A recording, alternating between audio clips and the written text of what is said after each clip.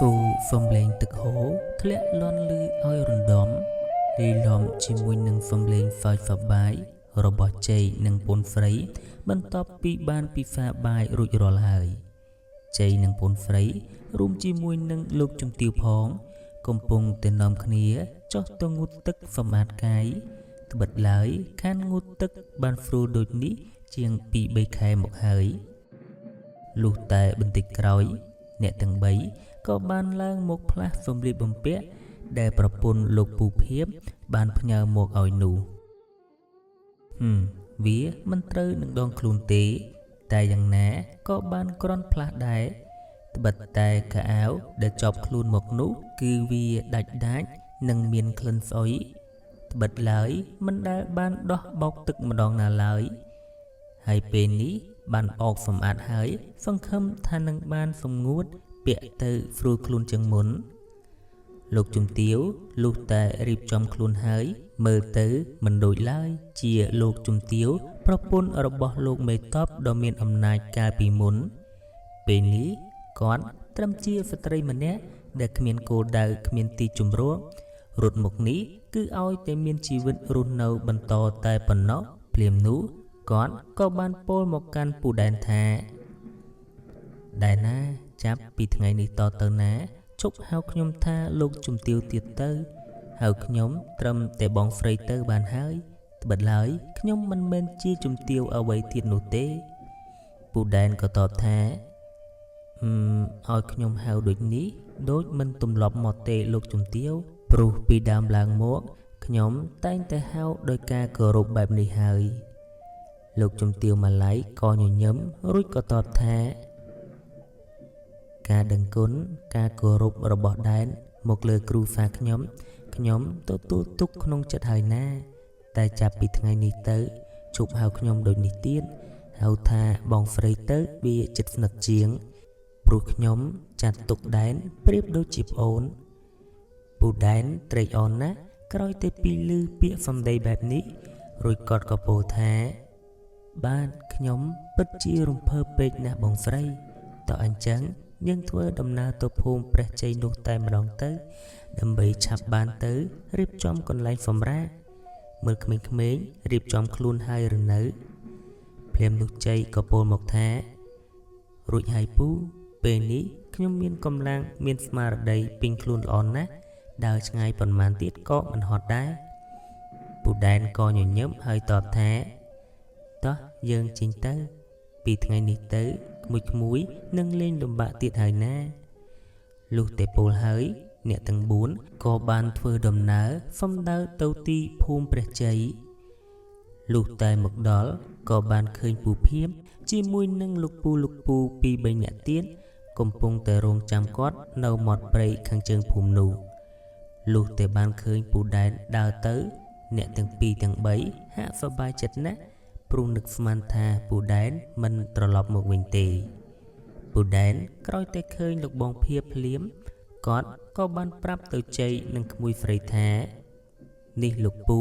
ដែលជាអ្នកឲ្យសម្លៀកបំពាក់ក្មួយចាប់អរគុណគាត់ទៅណាក្មួយពីដើមឡើយកៅអៅនេះមិនស្មើនឹងកៅអៅដែលជ័យគេបោះចោលផង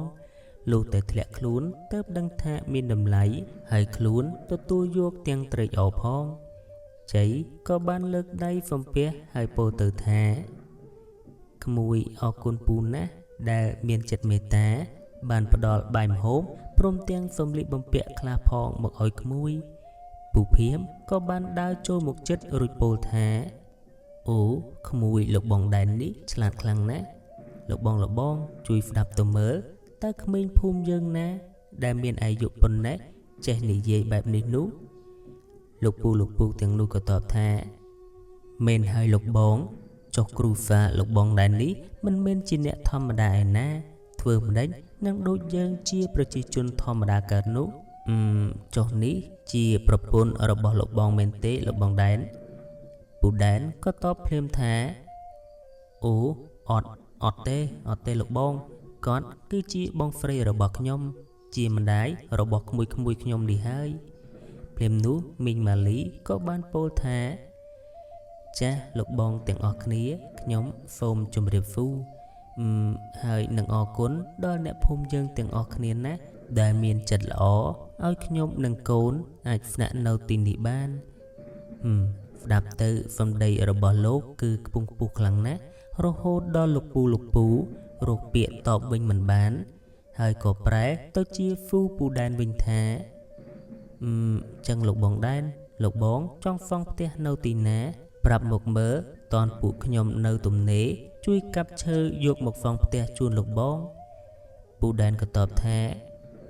អូលោកបងទាំងអស់គ្នាគឺពិតជាចិត្តបាននឹងយកអាហ្វាខ្ញុំខ្លាំងណាស់ខ្ញុំពិតជារអៀសខ្លួនមែនទែនពូភៀបក៏តបថាគិតចឹងធ្វើអីទេលោកបងដែរអើយបើទោះជាលោកបងនៅឆ្ងាយពីគេតែក្នុងចិត្តរបស់ពួកយើងលោកបងគឺជាអ្នកភូមិយើងទេតាទៅថ្ងៃមុខទៅមានបញ្ហាអ្វីយើងត្រូវចេះជួយអាហ្វាគ្នាបែបនេះហើយលុះតែនិយាយយល់គ្នាហើយពូដែនក៏ចាប់រៀបចំគូវាសដីពីទីដែលគាត់នឹងសាងសង់ពូដែនដោយសារតែដើរជាមួយនឹងលោកមេតបមង្គលយូរឆ្នាំគាត់ក៏ចេះរបៀបរៀបចំផ្ទះសម្បែងបានយ៉ាងស្ទាត់ជំនាញផងដែរចុះបើជាទាហានមិនចេះធ្វើកិច្ចការនេះទេចុះទៅតំបន់ឆ្ងាយច្បាស់ជាគ្មានទីជម្រកពុំខានគាត់ក៏បានប្រាប់ពីទំហំនិងប្រវែងឈើដែលនឹងត្រូវកាប់ហើយពូភៀបដែលជាអ្នកស្គាល់កន្លែងច្បាស់ក៏ចាប់នាំគ្នាចូលព្រៃដើម្បីកាប់ឈើគណៈមីងម៉ាឡៃនិងកូនទាំងពីរវិញក៏មិនទំនេរនោះដែរគាត់ក៏ចាប់កាប់ឆ្ការដីកន្លែងដែលពូដែនបោះវែងនោះឲ្យវាស្រឡះល្អងាយនឹងធ្វើការលុះតែទំនេរដៃបន្តិចមីងម៉ាឡៃក៏បានយកខ្សែដៃមួយដែលជាប់តាមខ្លួនមកនោះហុចទៅឲ្យពូដែនដោយពោលផងថាដែនណាមើលចុះទៅភូមិយកខ្សែដៃនេះទៅដូរយកប្រាក់ខ្លះមកនិងទិញគ្រឿងក្រៅហ្វ្លុកមកផងយើងមកដល់កន្លែងស្រួលហើយគូតែរៀបចំធ្វើយ៉ាងណាឲ្យមានរបស់របរហូបជាមុនសិនភ្លាមនោះពូដែនក៏បានមើលទៅខ្សែដៃមួយនោះគាត់ស្គាល់ច្បាស់ថានោះគឺជាខ្សែដៃដែលលោកមេតបមង្គលបានទិញនៅជាដែនកាលពីមិនទាន់មានសង្គ្រាមហើយលោកបានយកមកជូនលោកជំទាវភ្លាមនោះពូដែនក៏ពោលមកថាកុំលុកវីអីបងស្រីនេះជាខ្សែដៃដែលលោកបងទិញដោយផ្ទាល់ណាមីងម៉ាឡៃក៏តបថាកុំស្ដាយអីបើយើងមិនលុកទេតើមានអ្វីក្រន់ចាត់ចែងពេលនេះអ្វីក៏មិនសំខាន់ដែរអ្វីដែលសំខាន់គឺរូសដើម្បីធ្វើការងារដែលត្រូវធ្វើឃើញគាត់ពោលទាំងមុតមមបែបនេះពូដែនក៏បានយកខ្សែដៃមួយខ្សែនោះដែលធ្វើអំពីមាសមានលាយត្បូងយ៉ាងស្អាតយកចុះមកភូមិដើម្បីដូរជាប្រាក់អ្នកភូមិនេះគ្រាន់តែឃើញហើយគឺចង់បានគ្រប់គ្នាតែសម្រាប់តម្លៃវិញគឺពិបាកនឹងអាចយកបានត្បិតពួកគាត់ដឹងថាខ្សែដៃនេះគឺពិតជាមានតម្លៃភ្លាមនោះគេក៏បានឲ្យពូដែនយកទៅភូមិនៅខាងក្រៅទីនោះគឺមានផ្ទះលោកសេដ្ឋីម្នាក់គេជាអ្នកមានប្រហែលជាគេមានលទ្ធភាពទិញពូដែនក៏បានយកទៅតាមអ្វីដែលមីងស្រីប្រាប់លុះទៅដល់គឺបានជួបពិតគាត់បានឲ្យក្នុងតម្លៃមួយដ៏សមរម្យតែពូដែនក៏បានពោលប្រាប់ទៅលោកសេដ្ឋីរូបនោះថាលោកបងសេដ្ឋីខ្សែដៃនេះខ្ញុំនឹងមកលុះយកវិញនៅថ្ងៃណាមួយសូមលោកបងកុំលក់បន្តណាខ្ញុំនឹងលុះវិញតម្លៃគុណនឹង2គុណនឹង3លោកសេដ្ឋីក៏តបថាកុំបារម្ភអីរបស់នេះស្អាតយ៉ាងនេះខ្ញុំនឹងមិនលក់វាទេបើលក់តម្លៃគុណនឹង3មែនខ្ញុំទុកឲ្យណាលុះតែនិយាយយល់គ្នាហើយពូដែនក៏បានយកប្រាក់នោះទៅផ្សារដែលនៅឯមាត់ទឹកទីនោះអ៊ូអរណាស់របស់របរប្រើប្រាស់ក៏មានច្រើនដែរហើយផ្សារកំពង់ទឹកនេះគឺមានអ្នកភូមិជាច្រើនគេមកទិញលក់នៅទីនេះមានទាំងឈ្មួញផងជិះទូកមកជួញដូរគឺពិតជាអ៊ូអរណាស់ពូដែនក៏បានដើរទៅរកកន្លែងណាដែលមានលក់ម្ហូបអាហារក៏ដូចជាគ្រឿងក្រៅសម្រាប់ហ្វ្លុកនៅកន្លែងតូបលក់គ្រឿងក្រៅគឺមានលោកពូអ្នកមីងជាច្រើនអ្នកខ្លះមករកទិញតែអ្នកខ្លះវិញគឺបានមកនិយាយគ្នាគណៈលោកពូដែនកំពុងតែរើសមើលថាត្រូវទិញអ្វីខ្លះនោះ ក៏បានលឺលោកពូម្នាក់បានចុះពីទូកមករួចពោលថាយើងនៅទីនេះចេះតែអាចមកលក់ដូរបានអាណិតគ្នាជាអ្នកជីដែនភៀកខាងកើតមួយថ្ងៃរត់រោគតែអាយុព្រាមនោះមីងស្រីម្នាក់ក៏ពោលហ្វូថាយីយ៉ាងមិនហើយលោកបងជីដែនភៀកខាងកើតនោះលោកពូដដែលនោះក៏តបថាយ៉ាប់ខ្លាំងហើយគ្មាននរណាគេទប់នឹងកម្លាំងដ៏ច្រើនសន្ធឹកសន្ធាប់របស់ខ្មាំងបានទេអ្នកមីងក៏ហ្វូបញ្ជាក់ថាឮថាមានមេតបការពារដែនសីមាភៀកខាងកើតនោះគឺពិតជាខ្លាំងសឹងអីមិនក៏ឥឡូវប្រែគេចូលបងអស់ទឹកដីអញ្ចឹងលោកពូដដែលជាឈ្មោះអំបិលនោះក៏តបថា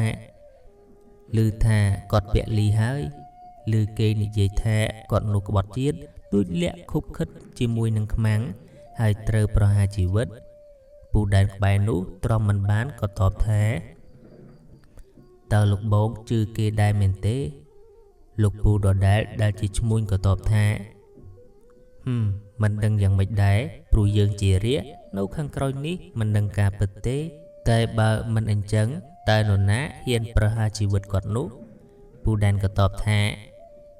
ពិភពលោកនេះអាក្រក់ទៅជាល្អសទៅជាខ្មៅលោកមេតបមង្គលការពារដែននគររាប់ឆ្នាំតែមួយចង្អាមសត្រូវចូលមិនចុះផងឥឡូវគ្រាន់តែគេចោទគាត់ថាជាជនក្បត់ខុបខិតនឹងខ្មាំងសម្រាប់គាត់ភ្លាមឥឡូវសត្រូវចូលដល់ណាហើយតើនរណាជាជនក្បត់ជាតិចឹងតើលោកបងដឹងទេឥឡូវនេះនរណាជាអ្នកការពារដែនសីមានោះលោកពូក៏តបថាបើតាមខ្ញុំឮគេថាគឺជាលោកមេតបវិឆ័យតែគ្មានបានការអីទេលោកបូនអើយឮតែចរចាកាត់ទឹកដីមិនបាន 3-4 ខែគេវាចូលទៀតឥឡូវហើយព្រោះពួកនេះដូចមិនដកតបទៅណាឡើយពូដែនខឹងខ្លាំងណាស់មិននឹកស្មានថាគ្មានអ្នកនៅតតាំងបែរជាចរចាកាត់ទឹកដីលក់ជាតិបែបនេះគំនិតបែបនេះគ្មាននរណាក្រៅពីវិឆ័យនោះទេដែលអាចធ្វើបានខ្លួនវាខ្លាចស្លាប់មិនចេញច្បាំងហ្វុំរាជការចរចាខ្មាស់គេណាស់មានមុខឯណាទៅជួបកងតបពលីទៅពូដែនខំមាត់សង្កត់ចិត្តទិញយករបស់ដែលចាំបាច់ហើយក៏បានដើរចាក់ចេញមកវិញទាំងចិត្តមូមងជាខ្លាំងលុះតែមកដល់ទីកន្លែងវិញក៏បានឃើញលោកបងអ្នកភូមិព្រះជ័យបានកាប់ឈើយកមកគរទុកច្រើនសន្ធឹកមិនតែប៉ុណ្ណោះពួកគាត់ក៏បានហ្វង់រោងមួយសម្រាប់ឲ្យអ្នកទាំង4ស្នាក់អាស្រ័យបណ្ដោះអាសន្នពូដែនក៏បានប្រគល់ប្រាក់ដែលនៅសល់ជាមួយនឹងម្ហូបអាហារដែលទិញមកឲ្យបងស្រីរួចគាត់ក៏បានថយទៅអង្គុយពិភាក្សាគ្នាជាមួយនឹងលោកបងអ្នកភូមិពូភាពនោះមើលទៅគាត់ហាក់ដូចជាហត់ណាស់ត្បិតថាខំកាប់ឈើធំយកមកទុកគណៈលោកពូផ្សេងទៀតក៏ដូចគ្នាដែរលុះតែមិនតាន់បាននិយាយគ្នាហ្វ្រូប៊ូលផងមីងម៉ាឡៃក៏បានយកនំចំណីដែលពូដែនបានទិញមកដាក់ឲ្យគ្រប់គ្នាពិសាពូភាពឃើញដូចនេះហាក់ស្រឡាំងកាំងបន្តិចបើតាមដឹងថាគាត់គឺគ្មានប្រាក់ឯណានោះទេរួចគាត់ក៏ពោលថាយីបងស្រីអើយចាំបាច់មាននំចំណីអ្វីទេខ្ញុំជួយនេះដោយចិត្តណាខ្ញុំដឹងថាបងស្រីមកគឺមានតែខ្លួនទេភ្លាមនោះមីងម៉ាឡៃក៏តបថាអត់អីទេលោកប្អូនអើយបើមកជួយកិច្ចខ្ញុំហើយខ្ញុំមិនឲ្យលោកប្អូនទៅទេពិសាលេងចុះសណាចាំខ្ញុំរៀបចំបាយទឹកជូនពូភាពក៏ពោលទៅពូដែនថាយីលោកបងដែនអើយបងស្រីលោកបងពិតជាចិត្តបានមែនមើលចរិតរឹកពាក្យសម្ដីគាត់នេះដូចមិនមែនជាអ្នកធម្មតាទេពូដែនក៏តបថាមិនថាតែបងស្រីខ្ញុំទេគ្រូសាគាត់ណាម្នាក់ក៏ជាអ្នកដែលខ្ញុំគោរពទាំងអស់សូម្បីតែក្មួយចៃនេះគេនេះហើយជាកែវភ្នែកខ្ញុំណាលោកបងត្បិតថាបងធំខ្ញុំផ្ដាំជាដាច់ខាតត្រូវមើលថែពួកគាត់ឲ្យបានល្អណែលោកបងចាំពេលវេលាមកដល់ខ្ញុំនឹងប្រាប់លោកបងថាគ្រូសាគាត់ខ្ពង់ខ្ពស់កម្រិតណាតែពេលនេះការសម្ងាត់ជារឿងសំខាន់អូចឹងលោកបងបើភូមិព្រះជ័យយើងមិននៅក្រោមការបង្គាប់របស់រាជការទេចុះយើងមានអ្វីការពារខ្លួននោះពូភាពក៏តបថានៅភូមិយើងគឺបានបង្កើតកងការពារដោយខ្លួនឯងហើយសុទ្ធតែជាអ្នកភូមិយើងនេះទេ ជាទូទៅពេលយប់ឡើងគេតែងមកជួបជុំគ្នានៅកណ្ដាលភូមិដើម្បីជួបជុំគ្នាហ្វាក់គុណប្រយុទ្ធនិងវឹកហាត់បន្ថែមមិនខ្លាំងអ្វីទេលោកបងអើយគ្រាន់តែការពារចៅព្រៃតែប៉ុណ្ណោះពូដែនក៏តបថាយីទីនេះមានចៅព្រៃទៀតមិនកើតទេខ្ញុំតើតែការពារឲ្យតឹងតែងបន្តិចភ្លាមនោះលោកពូម្នាក់ដែលមានវ័យចំណាស់ជាងគេបន្តិចមានឈ្មោះថាពូថងបានពោលមកថាចឹងលោកប្អូនដែនចង់ចូលរួមក្រុមការពាររបស់យើងទេឃើញលោកប្អូនប៉ះគ្នាជាមួយនឹងលោកប្អូនភៀបព្រឹកមិញទំនងលោកប្អូនមានគុណប្រយុទ្ធល្អយ៉ាងណាជួយណែនាំគ្នាយើងផងពូដែនក៏តបថាលោកបងហ្វហ្វាខ្ញុំពេកហើយចេះតែមកលមមការពារខ្លួនដែរទេតែថាឥឡូវនេះខ្ញុំចូលរួមមិនតន់កើតទេលោកបងទាំងអស់គ្នាផ្ទះសំបែងមិនតន់រៀបចំរួចហ្វ្រាច់ខ្ញុំទៅណាឆ្ងាយពីបងស្រីខ្ញុំមិនតន់កើតទេចាំរៀបចំមានទ្វារមានរបងត្រឹមត្រូវប្រហែលខ្ញុំនឹងអាចដកឃ្លារួចពូភៀបក៏បានតបថាអូមិនអីទេតាមសម្រួលទៅលោកបងផ្ទះលោកបងឯងពួកខ្ញុំជួយយ៉ាងច្រើនកន្លះខែរួចហើយពួកគាត់ក៏ហ្វាចទាំងសប្បាយចិត្តជាទីបំផុតថ្ងៃរសៀលជ្រាលជ្រេគង់នឹងចុងរុក្ខជាតិដៀតទៅខាងលិចព្រះអាទិត្យគឺថាក្រហមខ្លាំងណាស់វាប្រៀបដូចជាលោហិតរបស់កងទ័ពពាក់លីដែលមិនអស់ចិត្តត្បិតអាជនក្បត់ជាតិចរចាកាត់ទឹកដីឲ្យគេដើម្បីតែបានហ្វុកមួយពេលពូដែនមើលទៅផ្ទៃមេឃនោះគឺហ្វានហ្វងវែងធ្លាប់ជាមេតបមិនដែលចុះចាញ់សត្រូវតែពេលនេះត្រូវរុះលាក់អាត្មាទៅវិញហ្វឹមលេងបាក់ហ្វាបាក់ហ្វៃហើប្រដេញគ្នាកំពុងតែផ្លាស់ទីត្បិតអីវាដឹងថាជីដែនភៀកកង្កើតនឹងមានរឿងមិនស្រួលកើតឡើងទៀតហើយដោយមិនបង្អង់យូរឡើយពូដែនបានធ្វើជាដាវឈើតូចមួយសម្រាប់ឲ្យជ័យគេរៀនកាន់ក្រោយតែពីហ្វាបាយល្ងាចរួចហើយនោះពូដែនក៏បានបង្កាត់ភ្លើងនៅមុខរោងបាំងដោយស្លឹកហើយគាត់ចាប់បង្ហាត់គុណប្រយុទ្ធទៅដល់ជ័យដំបងឡើយមានទៅស្រួលអីត្បិតជ័យគេរៀនតែលេខនិពន្ធដៃកាន់តែស្លាប់អាកាលុះតែឲ្យកាន់ដាវដូចនេះហាក់ឆ្គងខ្លាំងណាស់ពូដែនបានបង្រៀនជ័យយ៉ាងយកចិត្តទុកដាក់គាត់បានចាប់បង្រៀនអំពីរបៀបកាន់ដាវឲ្យបានត្រឹមត្រូវនិងនិយាយអំពីកលល្បិចមួយចំនួនគណៈដែលមីងម៉ាឡៃឯនេះវិញកំពុងតែប្រញាប់ដៃជើងរៀបចំទុកដាក់របស់របរដែលទៅតែទិញបានមកនោះក្រោយតែមេឃងងឹតឈានចូលមកដល់មេឃដែលក្រហមច្រាងអំបាញ់មិញក៏បានប្រែទៅជាងងឹតហ្លុបរកមើលអ្វីមិនឃើញនោះទេហើយប្រែជាស្ងាត់ជ្រាបបានឮតែសំឡេងហ្វាត់ព្រៃយំឲ្យរហឹងចេញអំពីព្រៃជាប់ទីនេះយូរម្ដងគេបានឮសំឡេងក្មេងៗស្រែកប្រឡែងគ្នាចេញអំពីភូមិព្រះជ័យមកពូដែនដែលកំពុងតែបង្ហាត់ជ័យនោះក៏បាននឹកដល់ឈ្មោះរបស់ជ័យហើយគាត់ក៏បានពោលទៅកាន់គេថាក្មួយជ័យដឹងទេទឹកដីនេះហើយជាកន្លែងដ៏ពិសេសបំផុតសម្រាប់ក្មួយចាប់ផ្ដើមជ័យក៏ឈប់បន្តិចហើយពោលថាមិនក៏បែបនេះទៅពូដែនក៏សើចហើយក៏ពោលទៅថាក្មួយដឹងទេភូមិនេះគេហៅថាភូមិព្រះជ័យវាត្រូវកប់ជូនក្មួយក៏ឈ្មោះជ័យដូចនេះទីកន្លែងនេះជាទីកន្លែងដែលព្រះបង្កើតមកសម្រាប់ក្មួយហើយមីងម៉ាឡៃក៏តបថាអូមែនតាដែនខ្ញុំភ្លេចចាប់អារម្មណ៍នឹងឈ្មោះភូមិសង្ឃឹមថានៅទីនេះយើងនឹងអាចសាងកិត្តិយសតាមរោគយុទ្ធធននោះមកវិញឲ្យបានជប់ដំបងពូដែនមិនបានបង្រៀនច្រើនពេកទេដល់ជ័យនោះពោលគឺត្រឹមតែបង្រៀនឲ្យចេះកាន់ដាវឈើមួយនោះឲ្យបានជាប់រួចគាត់ក៏បានឲ្យជ័យចូលទៅសម្រាកត្បិតថាថ្ងៃនេះហត់ណាស់លំបាកតាំងតែពីព្រឹកមកក្រោយតែក្មេងៗនិងបងស្រីពន្លត់ភ្លើងចូលសម្រាកលងលុកពូដែនដែលនៅលើគំនួរឈើដែលលោកពូអ្នកភូមិបានជួយកាប់យកមកនោះ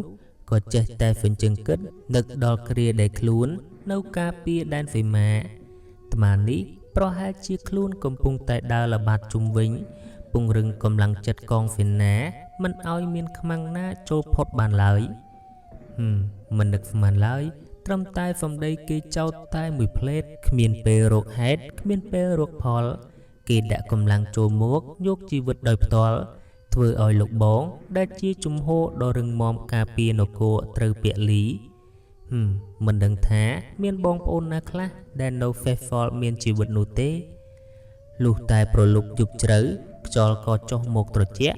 ពូដែនក៏ហាក់អស់កម្លាំងខ្លាំងណាស់ដែរគាត់ក៏បានដាក់ខ្នងសម្រាប់លើកំណាត់ឈើនៅមុខរោងហើយគាត់ក៏សម្រាប់លងលក់ទៅ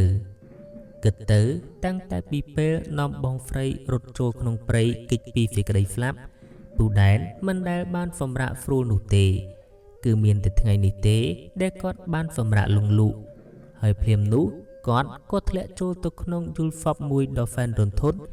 ពលគឺខណៈពេលដែលកំពុងតែច្បាំងជាមួយនឹងកងសេនារបស់អាក្បត់វិឆ័យនោះពូដែនបានឃើញក្របព្រួញជាច្រើនដើមបុកទម្លុះមេតបមង្គលដែលជាលោកបងរបស់ខ្លួនជៀមហូរជីងតាមមាត់តាមច្រមុះតាមភ្នែកគូឲ្យសង្វេគជាទីបំផុតលោកមេតបបើកភ្នែកធំរួចស្រែកខ្លាំងមកគាត់ថាជួយសងសឹកឲ្យបងផងរួចគាត់ក៏បានដាច់ខ្យល់ស្លាប់នៅចំពោះមុខពូដែននិងលោកមេតបទាំងឡាយដែលនៅក្រោមបង្កប់នាំគ្នាស្រែកខ្លាំងៗថាលោកបងរហូតដល់មីងម៉ាឡៃដែលកំពុងតែសម្រាកដែរនោះឬគាត់ស្រែកក្នុងដំណេកដូចនេះក៏ដាច់ចិត្តចេញមកដាស់ត្បិតគាត់ដឹងថាពូដែនច្បាស់ជាយល់សពឃើញប្តីខ្លួនមិនខានពូដែនភ្ញាក់ដឹងខ្លួនមកជាមួយនឹងទឹកមុខខឹងសម្បាជាខ្លាំងគាត់ដកដង្ហើមវែងដៃកាន់ដាវយ៉ាងណែនលុះតែបានឮសំឡេងបងស្រីពោលមកថាដែនឯងយល់សពទេណាទើបគាត់បន្ធូរអារម្មណ៍ទុកដាវចុះរួចយកដៃខ្ទប់មុខចង់យំបន្តិចលុះតែសម្រួលអារម្មណ៍ហើយគាត់ក៏ពោលថាបងស្រីប្រហែលជាខ្ញុំមិនដែលបានសម្រាកឲ្យស្រួលទើបមិនដែលឃើញលោកបងតែអំបញ្ញមិញនេះគឺច្បាស់ណាស់គាត់ស្រែកប្រាប់ឲ្យខ្ញុំសងសឹកខ្ញុំញោអស់ខ្លួនប្រាណសឹងតែទៅជាដែនកាត់ក្បាលអាវិឆ័យនោះទេមីងម៉ាឡៃក៏តបថាដែនជាទីពឹងតែម្នាក់គត់សម្រាប់ខ្ញុំនិងកូនបើដែនទៅបាត់តើពួកខ្ញុំនឹងរស់នៅយ៉ាងដូចម្ដេចបើដែនពិតជាដឹងគុណគោរពលោកបងរបស់ដែនពិតមែនសូមរងចាំកូនជ័យធំដឹងក្តីសន្នាខ្ញុំនឹងឲ្យគេទៅជាមួយដែនទៅសងសឹកឲ្យពុករបស់គេពូដែនក៏តបថាកុំបារម្ភអីបងស្រីការងារនេះគឺជាការងារចុងក្រោយដែលលោកបងបញ្ជាឲ្យខ្ញុំធ្វើខ្ញុំនឹងមិនប្រើភាពល្ងងរបស់ខ្ញុំធ្វើការងារមួយនេះទេក្មួយជ័យគឺជាកែវភ្នែករបស់លោកបងហើយក៏ជាជីវិតរបស់ខ្ញុំនឹងមើលថែក្មួយជ័យឲ្យបានល្អបំផុតនិងឲ្យក្មួយជ័យក្លាយជាមេតបមង្គលទី2ដែលសត្រូវខ្លោបខ្លាចលុះតែពោលដូចនេះហើយមីងម៉ាឡៃក៏ត្រឡប់ចូលទៅសម្រាកវិញគណៈពូដែនក៏បានបន្តសម្រាកនៅលើកំណាត់ឈើនោះតែពេលនេះគាត់សម្រាកមិនលងលក់ស្កប់ស្កល់ទៀតឡើយហើយក៏ប្រែជាយកដៃគងថ្ងាសគិតនឹករឿងទាំងឡាយដែលធ្លាប់ឆ្លងកាត់រៀងមកមេឃគឺងងឹតណាស់មើលទៅលើនោះហាក់គ្មានផ្កាយសំបីតែមួយដួងខណៈទឹកសន្សើមក៏ធ្លាក់មកក្រាស់ដែរធ្វើឲ្យពូដែននេះគឺត្រជាក់រងាសឹងតែទ្រាំមិនបានទោះរងាយ៉ាងណាក៏ទ្រាំគាត់មិនហ៊ានទាំងដុតភ្លើងអាំងកម្ដៅប្រាណខ្លាចភ្លើងភ្លឺរលឹកដល់ដំណេកក្មួយនឹងបងស្រីមានអីក៏ចេះតែទ្រាំទៅលុះតែប៉ុន្មានម៉ោងក្រោយទៅខ្យល់ត្រជាក់ក៏ធ្លាក់មកកាន់តែខ្លាំងចំណែកឯទឹកសន្សើមរឹតតែក្រាស់ដោយការងងុយពេញមួយយប់នោះទៅពូដែនអាចសម្រាកបានខ្លះនាពេលមេឃរៀបនឹងភ្លឺនេះសំឡេងមន់ក៏ចាប់រងាវឮចេញពីភូមិនៅខាងក្រោមឯណោះលុះតែមិនយូរអីព្រះអាទិត្យនាថ្ងៃថ្មីក៏ចាប់រះឡើងចេញអំពីទិសខាងកើតពូដែនដែលទៅតែបានរលេះលងលុកអំបញ្ញមិញនេះក៏បានភ្ញាក់មកចាប់លីលោកយកឈើនោះកែច្នៃដើម្បីរៀបចំធ្វើផ្ទះសម្បែងឲ្យបានសមរម្យមួយឲ្យក្មួយបានស្នាក់នៅធម្មតាឈើកាប់យកមកថ្មីធ្វើផ្ទះអីកើតដូចនេះពូដែនយកឈើទាំងនោះទៅដុតទាំងសម្បកត្បិតចង់ឲ្យវាស្រកចង់ឲ្យវាស្ងួតល្អលុះតែដុតមកល្មមត្រឹមតែខ្លោចសម្បកឈើហើយពូដែនក៏បានយកមកសម្អាតសម្បកទាំងនោះចេញហ ហើយលើកយកទៅទុកហាលថ្ងៃយ៉ាងហោចណាស់ឲ្យបានមួយសប្តាហ៍ដែរទើបគាត់យកឈើទាំងនោះមកដាក់លាក់ពុះជ្រៀកសម្រាប់ធ្វើផ្ទះលុះតែថ្ងៃបន្តិចទើបបានឃើញលោកពូដែលជាអ្នកភូមិអ្នកដែលទំនេរគេបានមកជួយធ្វើពូដែនមិនដែលខានឡើយមិនមែនជារឿងងាយស្រួលឯណាថាធ្វើចេះតែធ្វើបាននោះពូដែនខំទាំងយប់ខំទាំងថ្ងៃទើបអាចលើកហ្វហ្វផ្ទះនេះបានចេញជារូបរាងផ្ទះបានក្រឡេកមកមើលជ័យក្រោយតែពីឃើញផ្ទះដែលជាលំនៅឋានថ្មីរបស់ខ្លួនបានលើកឡើងហើយគេសប្បាយចិត្តណាស់ត្បិតថាក្រោយតែពីហ្វាងហ្វងផ្ទះនេះហើយគេអាចនឹងស្នាក់នៅបានស្រួលជាងមុនជាក់ជាមិនខានជាង1ខែដែលគេបានប្រហ្វាត់អណ្ដែតមកដល់ភូមិព្រះជ័យគឺជ័យមិនដែលហ៊ានចេញទៅលេងនៅឯណាឡើយពោលគឺមួយថ្ងៃនៅតែក្នុងបរិវេណដែលចាស់ធ្វើការដើម្បីបានរៀនសូត្រពីពួកគាត់លោកពូដែលមកជួយនោះនរណាក៏ហ្វាជ័យដែរត្បិតគេឆ្លាតណាស់សំដីសំដៅក៏ពីរោះចេះគូហ្វមជាខ្លាំងពូភៀបក្រោយតែពីបានស្គាល់ពូដែននិងគ្រូសាបានច្រើនគូហ្វមហើយគាត់ក៏ចេះតែទុកចិត្តនាំកូនរបស់គាត់មកលេងជាមួយនឹងជ័យត្បិតអីគាត់ពិតជាស្រឡាញ់ជ័យនេះខ្លាំងណាស់ឲ្យកូនខ្លួនមកលេងជាមួយជ័យនោះក្រែងគេថាអាចនឹងកាត់ចរិតទៅរកគ្នាបានខ្លះដំបូងឡើយក្មេងទាំងពីរមិនស្គាល់គ្នាគឺមិនសូវហ៊ាននិយាយរកគ្នាប៉ុន្មាននោះទេហើយចនិច្ចកាលកូនរបស់ពូភៀបដែលមានឈ្មោះថាវីរៈនោះក៏មិនសូវចូលចិត្តជ័យប៉ុន្មាននោះដែរត្បិតតែមួយថ្ងៃឮតែពុករបស់ខ្លួនហ្វហ្វើហើយប្រែមកបង្អាប់ខ្លួនឲ្យតែរហូតដូចនេះទើបខ្លួនមិនសូវសប្បាយចិត្តជាមួយនឹងវត្តមានរបស់ជ័យចុះលេងអីក្រោយតែពីវីរៈមកពីលេងក្នុងភូមិពូភៀបចាប់ពោលស្ដីថាកូនឯងមួយថ្ងៃចេះតែដើរលេងគ្មានចេះជួយអ្វីទេមើលក្មួយជ័យតាំងតែពីគេមកទីនេះមិនដែលឃើញគេដើរទៅណាមួយជំហានផងគេនៅជួយកិច្ចការលោកពូគេមិនដែលខានបើបានកូនល្អដូចជ័យមិនដឹងប្រសើរយ៉ាងណាទេនេះសំណាងបានកពៅមិនសូវចេះដើរបើកពៅដូចអាបងនេះទៀតប្រេះទ្រូងស្លាប់មិនខានគិតទៅឬដូចនេះក្មេងណាមិនខឹងចង់ដឹងថាតើដំណើរជីវិតទៅមុខបន្តទៀតរបស់ជ័យនឹងជួបរឿងអ្វីខ្លះសូមរងចាំស្ដាប់ភាគបន្តទៀត